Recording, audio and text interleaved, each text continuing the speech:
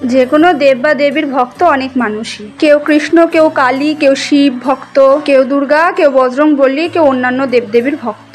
এবার আমি আপনাদেরকে বলবো কে সত্যিকারের ভক্ত আর কে স্বার্থের ভক্ত বা চাওয়ার ভক্ত। এক কথায় লোভী ভক্ত ধরনের বলা যেতেই পারে। প্রথমেই বলি, একজন ভক্তের সবথেকে বড় কর্তব্য তার ভগবান যদি তার কাছে কিছু চায় তাহলে সেই ভগবানের ইচ্ছে পূরণ করা, এবং তার সাথে সাথে যদি নিঃস্বার্থভাবে ভগবানের জন্য সে কিছু করেও তাহলেও সে কিন্তু সত্যিকারের ভক্ত। এবার নিঃস্বার্থভাবে কথাটা কেন বললাম, ধরো অনেকে আছে ভগবান তাকে অনেক ধন সম্পত্তি দিয়েছে তাই সে ভগবানের জন্য করছে, এবং তার সাথে সাথে অনেকে আছে ভগবানের জন্য কিছু করছে অবশ্যই, সঙ্গে এ দাও তা দাও, শুধু চাওয়া যে ব্যাপারটা, শুধু চেয়েই যাচ্ছে, এইগুলো কিন্তু স্বার্থের ভক্ত। আবার অনেকে আছে তার কিছু থাকুক বা না থাকুক কিন্তু ভগবানের জন্য সে নিঃস্বার্থভাবে সবকিছু উজাড় করে দিচ্ছে, তার পরিবর্তে কিছু চাচ্ছে না বা চাইছে না, এই ধরনের হলো নিঃস্বার্থ ভক্ত। এবার বলি আরেকটা লক্ষণ, ভক্ত তার ভগবানের পুজো করছে বা করে, তো সেই সময় ভগবানকে যে ফুলটা অর্পণ করছে সেটার ভিডিও করছে।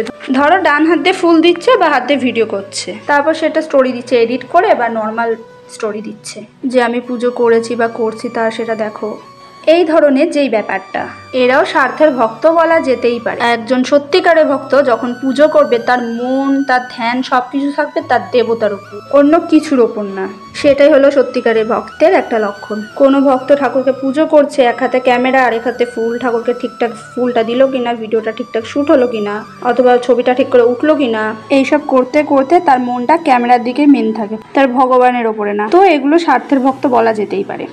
তবে হ্যাঁ, অনেকে আছে পুজো কমপ্লিট হলো তারপরে ফটো তুললো বা ভিডিও করলো, সেই ব্যাপারটা আলাদা। তো এই লক্ষণগুলোই বলে দেয় কে সত্যিকারের ভক্ত কে স্বার্থের ভক্ত। তবে হ্যাঁ, যে সত্যিকারের ভক্ত তার ওপরে তার দেবতার আশীর্বাদ সবসময় থাকবে, সে দৈব শক্তির আশীর্বাদই অবশ্যই। আর যে স্বার্থের ভক্ত তার ওপরে দৈব শক্তির আশীর্বাদ কখনোই থাকে না। আরেকটা কথা, জীবনে অনেক সময় খারাপ পরিস্থিতি আসেই, তার জন্য কিন্তু নিজের ইষ্টদেব, নিজের ভগবানের ওপরে ভরসা হারিও না। একজন ভগবান তার ভক্তের কিন্তু পরীক্ষা নেয়, বিচার করে যে সে যোগ্য কি যোগ্য না। আগুনে না পুড়লে খাঁটি সোনা হওয়া যায় না।